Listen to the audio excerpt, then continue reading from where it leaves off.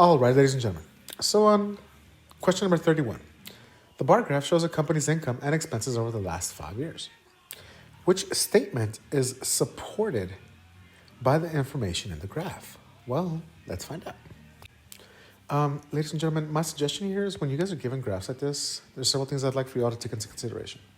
First of all, check out the intervals that it's going by. What are the increments? If from here to here is 200,000, that means that halfways would be 100,000. So it's going in increments of 100,000 units, or dollars in this case. So I wish I could write small enough so y'all could see it. But what I'd like for y'all to do, or what I suggest y'all do, is that on top of each of the graphs here, or data sets here, write the values. Sometimes that makes it a little easier. And so, but see, I can't write small enough. But that's what I would suggest y'all do for all those, okay? And here, you guys are gonna have to go through the different statements to see which one is justified or, true given the data in the graph. Here, ladies and gentlemen, the correct answer is letter D. The reason being is because here they're telling you that the combined expenses in years 3 and 4 were $300,000 more than the combined income in years 3 and 4. If you all look right here at the key, they're telling you, they're identifying what the income is and what the expenses are. So here, let's look at years 3 and 4. Let's see, the income, which is denoted by the solid black, was 400,000 and 600,000 for a total of $1 million. That was a total income. But now let's see their expenses. Their expenses in year 3 was 600,000, and in year 4 was 700,000 for a total of 1,003. Let me identify this one. This is an income, and then their expenses were 1,300,000, and those are the expenses. All right. So, but you just have to go through different graphs, ladies and gentlemen, and just see which one is true. Because in this case, their expenses are $300,000 more than the combined income in years 3 and 4. Okay. Alrighty, so next, ladies and gentlemen, question number 32. They're telling us that an architect built a scale model of a sports stadium using a scale in which 2 inches represents 30 feet. The height of the sports stadium is 180 feet. What is the height of the scale model in inches?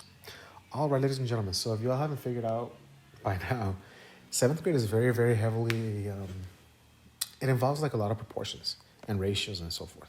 So here, you guys, I would suggest that you all use a proportion. Math is beautiful and y'all can utilize several methods of solving them. And I know a lot of y'all do, which that's awesome. But my suggestion for the moment until you guys get to that level is to set it up as a proportion. Here you all are comparing 2 different units. Y'all are comparing inches and feet. And they give you guys a scale here, in which they tell you that 2 inches represents 30 feet. So remember, inches with inches and feet with feet. So here, they're giving you guys the height of the sports stadium, but they're asking for the height of the scale. So we would put the height of the sports stadium on the bottom with feet, and you guys could label it here as well. This one could be the model, and this could be the actual, if that helps you guys out. And we'll put an X there, ladies and gents, and then we cross multiply.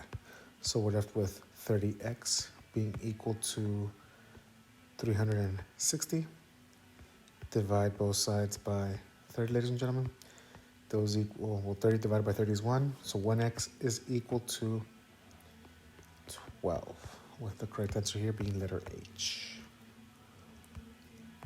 Alrighty, which brings us to number 33. They're telling us, or they're asking us, which situation can be represented by this inequality? The inequality they give us is 120 is less than or equal to 12k plus 29. What I suggested you all do in these situations, ladies and gentlemen, well, of course you have to read through each of the answer choices. But if it helps you, before you guys even look at this right here, go through the different answer choices and write out the inequalities or the equations that are represented by those different answer choices. For example, let's look at the first one here. Felicia has 12 buttons in her collection. She will collect 29 new buttons every year. Felicia collects buttons for K amount of years. For what values of K will Felicia have at least 120 buttons? And the keyword there, the keywords, ladies and gentlemen, are at least. So let me see, what do we have?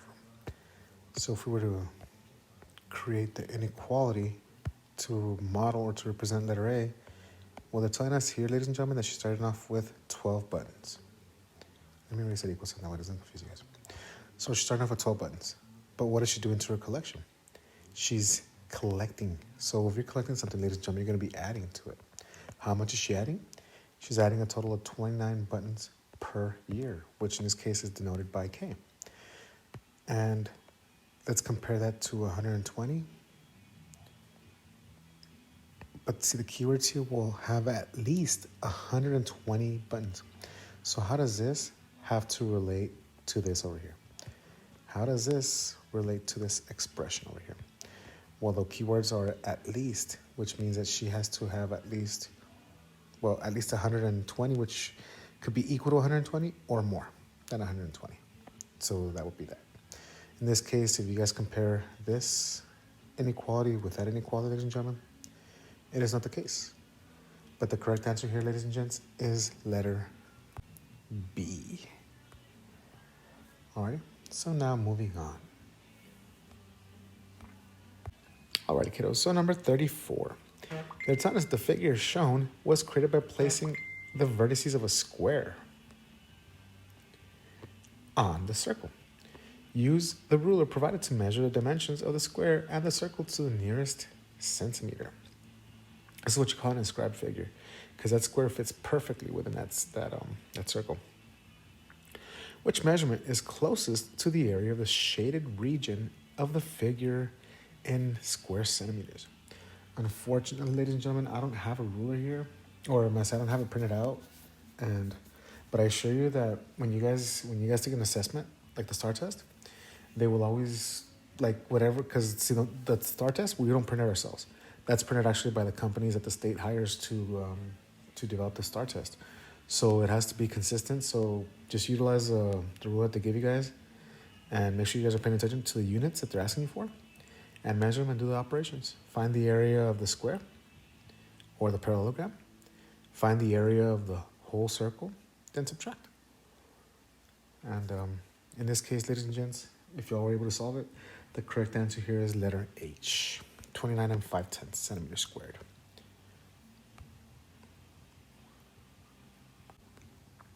All right, ladies and gentlemen, so number 35. They're telling us that Marsha gave the cashier $20 to pay for 3 pairs of socks. The cashier gave her $5.03 in change. Each pair of socks costs the same amount. What is the cost in dollars and cents for each pair, ladies and gentlemen, of socks? All right, so here, we know that she gave the cashier $20. So the cashier gave her $5.03 in change.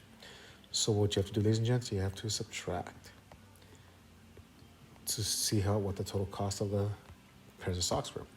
Here, ladies and gentlemen, is $14.97 for the 3 pairs. But each pair of socks costs the same amount. So you have to get the $14.97, the total cost $4.03, and divide it by the 3. And you guys will establish that each pair of socks was $4.99.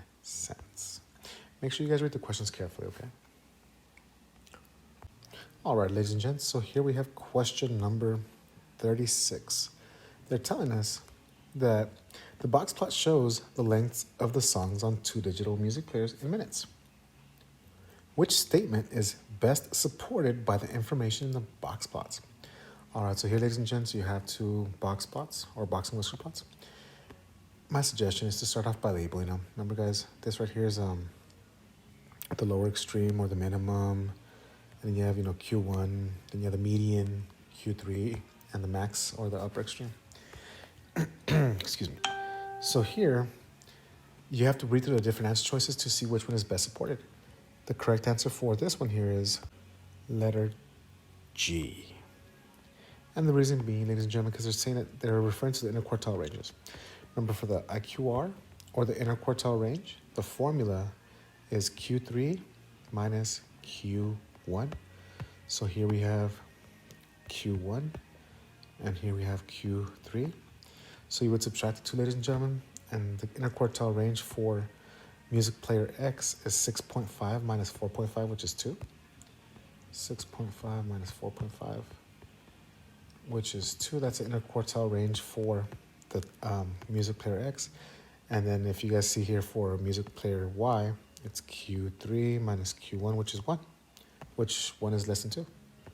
So just, make sure that you guys read the questions carefully and label the box plots. That's my suggestion. All right, ladies and gentlemen, so number 37. Which diagram best represents the relationship among integers, rational numbers, and whole numbers, ladies and gentlemen? So when it comes to these here, my suggestion is maybe draw it out on your own before you all even look at the Venn diagrams. Draw it out on your own first. All right, so I drew it out as best as I could. Yeah, I'm sorry, ladies and gentlemen. I wish my letters were as perfect as my circles, or ovals in some cases. But that's my suggestion, ladies and gentlemen. So the correct answer here is letter D. Remember, guys, natural or counting numbers are, 1, 2, 3, the square root of 16, which is 4. Whole numbers are natural numbers and 0. That's the only difference, is that whole numbers include 0. Integers are whole numbers and a negative number opposites. And rational numbers are, in simpler terms, are decimals and repeating decimals and,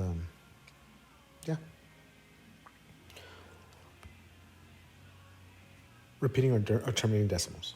Alright, so number 38, ladies and gentlemen. They are telling us that which equation is true when k is equal to negative 15? Alright, so here all you have to do is just substitute the given value, which is negative 15, into every single place you see the letter k. So here we can substitute it in there. 3 times negative 15 is negative 45 minus 11 does not give you negative 34. All right, but here, ladies and gentlemen, the correct answer here is letter H. Negative 15 divided by 3 is negative 5 plus 17, and that does equal 12, ladies and gentlemen. That is true.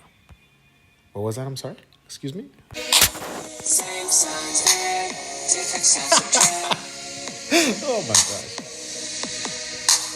Same sign, keep the sign, different, keep the larger. Same signs add, different signs subtract. Same sign, keep the sign, different, keep the larger. Check it. Sorry, kids. I don't know how that happened. It's like magic. Boom. Anyways, so number 39. Some of the dimensions of a square pyramid are shown in a diagram. The height of the square pyramid is 7 5/10 meters.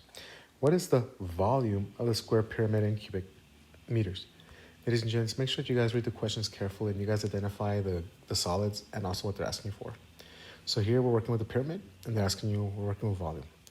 So you guys should look at your reference sheet and identify the formula. Volume is equal to 1/3 area of the base times the height. All right, ladies and gents. So my suggestion when you guys are given these problems, break apart the formula. Identify the values that they've given you guys. I know it seems a bit tedious, but you guys have 4 hours. So even though it's a bit tedious, my suggestion is just for you guys to do this, that way you guys, it's a little easier for y'all to set up. All right, so here, ladies and gentlemen, telling us the graph represents the linear relationship between the number of books Lila has read and the number of months she has been a member of a book club. Which of these statements is supported by the rate of change in this relationship?